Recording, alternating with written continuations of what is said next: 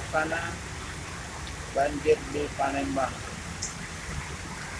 Hujan yang dimulai pukul 9.30 membuat jalan protokol di kota Palembang mengalami banjir.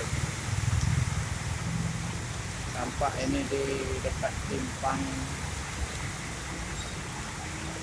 lampu merah Polda menuju flyover. Demikian laporan dari Sumsel Update.com.